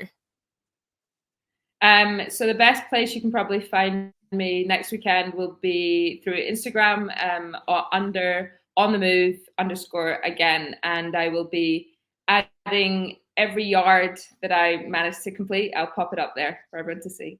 That's amazing. I'll put that in the show notes below so everyone can see that. And I'll be at the start line as well. And I'll be there on the Saturday. So hopefully I get to capture you before and during your race, which will be exciting.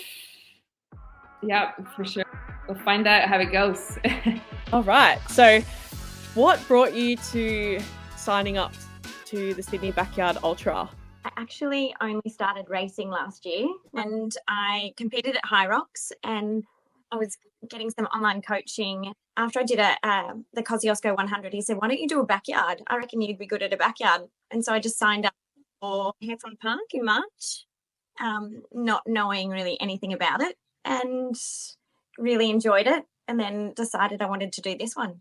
That's awesome. And do you have a particular goal that you want to achieve next weekend? Absolutely. So last backyard was my first. I came in fairly naive, quite underprepared. I did 20 hours last time, which was the second last woman standing. This time I definitely want to double that. When I did my last 20, I ran all those, every yard I ran. I just got to a point. It was 2:00 in the morning. It was raining. I was cold and I was tired. And I was like, nah, I'm done. So it wasn't really my body that was tired. I was tired. I didn't feel the best. But now I know. That's awesome. It's really good that you've had the experience before as well, because you know some things to expect. Sometimes, you know, you get new challenges in the next race that you haven't experienced before, but fueling is definitely so important. And on the topic of fueling, what is your favorite go-to food for an event like this?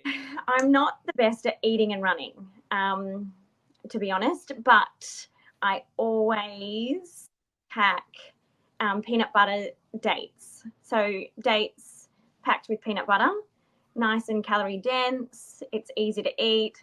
It's like a nice little snack, plus like watermelon, pineapple, like a bit of fruit. I think I'm going to do some smoothies this time. We'll see. Have you tried smoothies before, or is this the first time you're ever going to try it? I'm not good at running and having food in my stomach. Yeah, I packed food last time and I just didn't end up eating it because it just made me, you know, every hour you're running, there's not a lot of time to digest. So smoothies, I think, they're going to be my little secret weapon. I've never heard of smoothies before, so it's the first time. So it's really good, and hopefully, you know, that works out for you to get to that 40-hour goal. And I guess when you have your dark times, like you've already done an ultra before, what helps you keep going? I don't know that I really got to like a pain cave last time. I think I got to the verge of it. But this time I've definitely made a playlist because I never normally run with music. But this time I think I will, just to give me something novel to distract me. We'll see. Speaking of playlists, what is your go-to song? So if you needed a real hype song, is there a particular song or artist that you'd go to?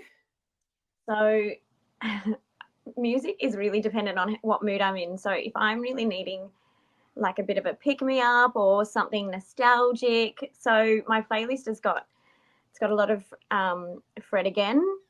Even gone back as far as I've got some Deadmau5 on there, which is probably older than a lot of people listening to this. A bit of a bit of everything. I've got a say on there. It's pretty eclectic so that I can just flick through and hopefully it'll give me what I need. If you had a word of advice for someone going into this for the first time, what tips or what would be your top tips to give to someone going in for the first time? Look, it's such, and I know it sounds so cliche, but it is such a mind game. Enjoy it, because it is. I loved my last backyard. I loved it so much. Like, it got me so hyped up and made me fall in love with running even more. Just be adaptable and try and be as prepared as possible. But who knows? Like, you're running for that amount of time. Anything can pop up. What issues do you think might come up, and what are you going to do about that if they do?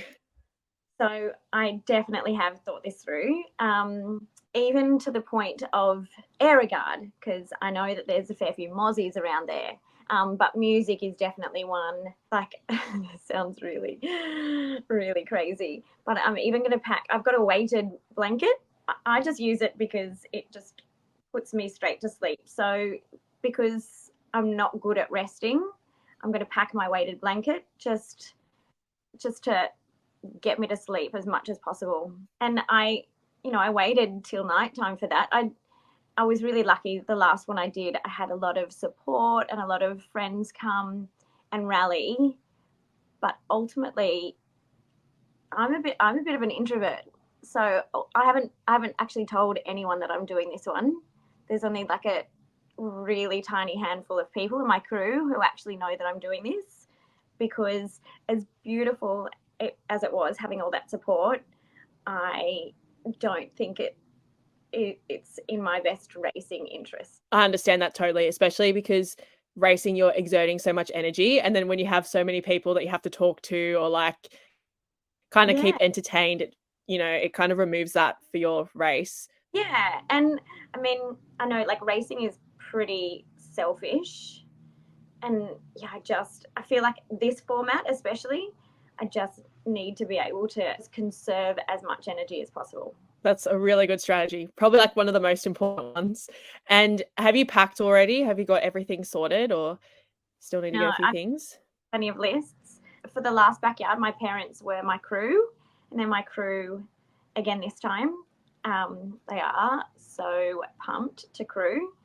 They're probably the best people, because they know that, as my fuse gets shorter, I will not have as many niceties, so I can be myself around them, and they're so supportive. So yeah, we've got lists. We're ready to go, ready to start packing anyway. When preparing, you don't think, oh, look, I'm going to be really tired, and I'm not going to have a lot of energy, and I'm probably not going to be my nicest self. Not that I'm like totally mean. It's just I'll want to be nice to people, but I know that I can just be myself. No, 100%. And do you have a running pace target, I guess, for your laps, or are you just kind of going with the flow? I am such a go with the flow runner. Like, obviously, like, I wear my watch. I know pacing, but when I did my last backyard, I just ran intuitively. And people kept saying, Beck, you need to slow down. But I just ran how I felt. And that kept me running for 135K. This time, if I need to walk, I will. But I won't be watching my clock. As long as I come in within that hour, that's fine. Yeah, definitely. Because it'd be annoying to, rush through if you wanted to change your socks or something like that, and you only had like a minute left. And then if your gazebo's all the way down 100+ meters, and then you have to get back to the start line, are you going to go there relatively early to set up? I mean, I'm an early riser anyway. The last one I did, we started at 7 a.m. And we were there nice and early setting up. It just, any race I do, I really like just to get there early, go to the bathroom, set up, get everything out of the way, and then just relax. I've heard that this one is a lot bigger than last year. There'll be more races. So getting that gazebo spot that you want early is definitely going to be something to think about. What's your training like? I forgot to ask that. Well, I have actually been not running, less running. Ultimately, like I feel like base fitness is fine. I feel like this is more of a mental game than a physical game. At the end of the day, once you get past that, I don't know, 50K. I really like your approach to it because I guess once you've already built that base fitness with your aerobic system, you don't have to spend so much time just like, trying to maintain it and, not really wasting time, but spending a lot more time that you could use that on other things. So that's a really good approach. I actually spoke to someone earlier that also hasn't been running as much, and I think that's going to freshen them up enough to last the distance that they want to go for. The other thing is too, the last one, like I said, I came in really underprepared for my last backyard. I worked 12 days straight. I had a conference the weekend before and came in, done a couple of 6K runs a week just to maintain things. We'll see if this preparation is better. It is what it is. I mean, I'd love to have more time on feet, but I guess coming in not injured is more of a priority for me. You mentioned earlier that you've done high rocks. Tell me a little bit more about that. Competed in my first high rocks race last year, got third last year for my age category.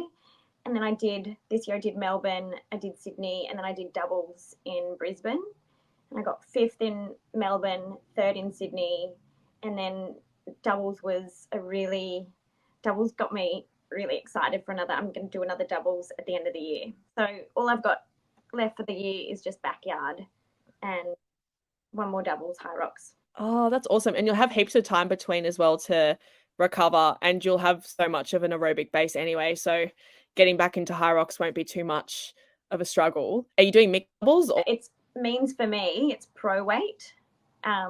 So because I'm competing with a male, I have to do male open weight, which is women's pro weight, which I did in Brisbane. I'm doing my first doubles in Melbourne this year. I've been doing women's pro, so it'll be interesting having someone else to share it with. It is so much more fun because you can talk to somebody, it's not just all that head noise on your own.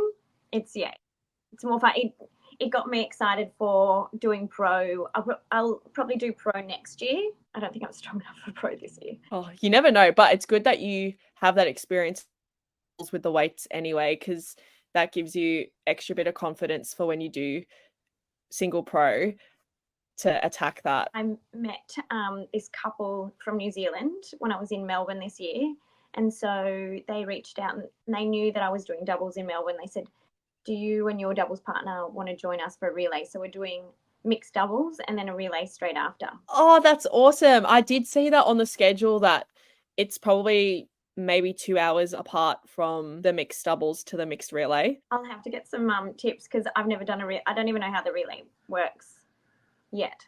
I'll figure it out. Oh, it is so fun. I guess that excitement that you have with the double, what I got with the relay, because you can kind of see your team going around the course and then you're anticipating when you get tagged in and you're just going full pelt for your effort, and then you switch out again if you want. Otherwise, some people go 2 stations in a row, which is crazy.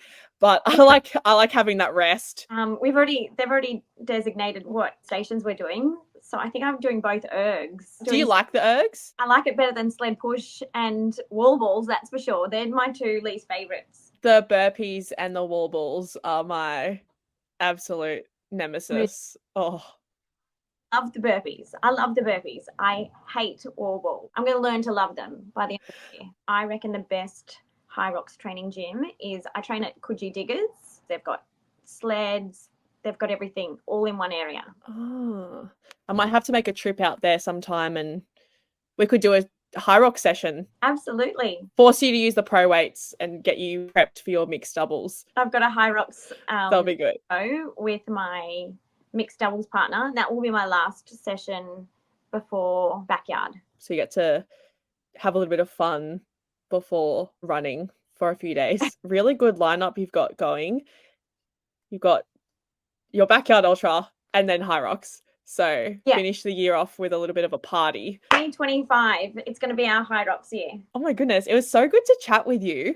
And so where can people find you on socials to follow your journey, especially next weekend, to keep up to date? Rad_Myers on Instagram, best gym. Particularly if you want to start training for High Rocks, I would highly recommend Coogee Diggers. Plus, they're open from 4 a.m. till 10 p.m. every day. Wow, that's incredible, because some gyms change their times on the weekends. Come and then we can do some Coogee stairs. Definitely, it's on my radar. After you recover from your backyard ultra, we are on High Rocks training. I'll make a trip out there. I hope you guys enjoyed today's episode. It was honestly such a blast to get to interview other people and not just speak by myself in the podcast studio. That is my room at the moment. So if you enjoyed today's episode, let me know, leave a review. And if you've got any topics, any particular people that you'd like me to interview next, then send me a DM on Instagram or send me an email. I'll leave all of the links and things down below in the show notes. P.S. High Rocks World Championships is officially in Chicago. So the Fall Out Boy reference was correct. I wasn't overthinking things. Your girl is a sleuth. So just wanted to confirm that. Anyways, hope you guys have an awesome rest of your week. Take care and chat to you next time.